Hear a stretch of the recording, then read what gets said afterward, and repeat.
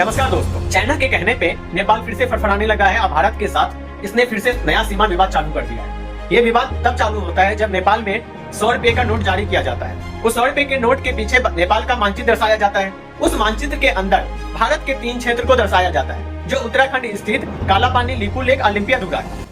ये मामला तब आया है जबकि हमारा अभी अरुणाचल प्रदेश का इशू क्रिएट हुआ किसके साथ? चाइना के साथ। लिंक करिएगा कि यहाँ पे विलेन के रूप में चाइना किस तरह से काम आ रहा है। उसने इन्होंने बताया कि ये तिब्बत का इलाका है, तिब्बत का क्षेत्र है, इसलिए कहा किसका हिस्सा होगा? ये चाइना का हिस्सा है, अरुणाचल प्रदेश। हमने मानते भाई ये तो भारत का अभिन्न अंग है। उसी समय पे 2 से 3 दिन के बाद ये नेपाल फिर से प्रोपेगेंडा चालू कर देता है। प्रोपेगेंडा ये चालू करता है कि इन्होंने अपना मैप जारी किया और नोट जारी किया, उसमें जो मैप दिखाया उसमें ये भारत के 3 क्षेत्र को बताया।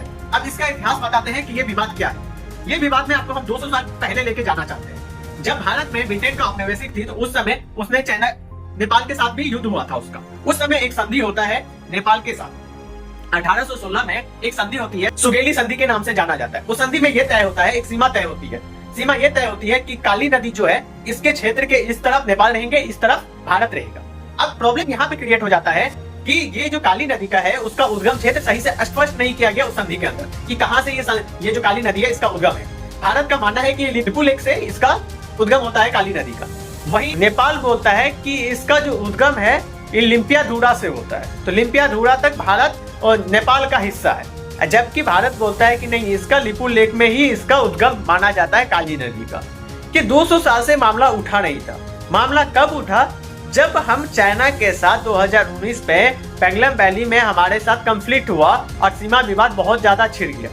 उसी समय नेपाल के प्रधानमंत्री केपी शर्मा ओली जी थे, जो चाइना प्रो चाइनीज कहलाते थे। ठीक है, उनके देश में उनकी छवि को किसी से छुपाया नहीं गया है कि वो चाइना के लिए हद तक क्या कर सकते हैं, क्योंकि वो भी कम्युनिस्ट नेता थे और चाइना में भी कम्युनिस्ट का ही सरकार चलता है, इसलिए उनके साथ प्रेम है। उन्होंने उनके संसद में एक मानचित्र जारी किया गया, उसमें ये 3 क्षेत्र को उस मानचित्र में दर्शाया गया था। उस समय भी भारत ने इसके कड़ी विरोध किया था, आपत्ति जताई थी। ठीक है, उस समय से फिर विवाद नहीं छिड़ा था। अब क्या था कि 2015 तक भारत में ही प्रिंटिंग होता था नेपाली नोटों का। ठीक है, 2015 तक लिंक करिएगा, 2015 तक नेपाली नोटों का प्रिंटिंग जो होता था वो भारत में होता था। लेकिन अब जो ये नेपाली नोटों का प्रिंटिंग होता है वो चाइना में होता है, चाइना के द्वारा ही आया है। और ये अभी अरुणाचल प्रदेश का भी मामला फिर से गरमाया है और सीमा विवाद नेपाल के साथ फिर से छिड़ना चालू हो गया। उसी समय ये फिर से नया प्रोपेगेंडा लेके आ जाता है नेपाल कि ये जो क्षेत्र है ये हमारा क्षेत्र है। तो आप ये समझ सकते हैं कि किसके कहने पे, इशारे पे काम चल रहा है। 2019 में जब हमारा सीमा विवाद हुआ था उस समय ये फिर से अपना मैप जारी करके हमारा विवाद चालू किया था 2020 में। ठीक है, उसके बाद अभी फिलहाल अरुणाचल प्रदेश में मामला हुआ था और फिर से इन्होंने नोट जारी करके भारत और नेपाल के बीच में। तो चाइना चाहता है कि भारत को कहीं ना कहीं 2-3 जगह से सीमा विवाद में हम इसको फंसाएं।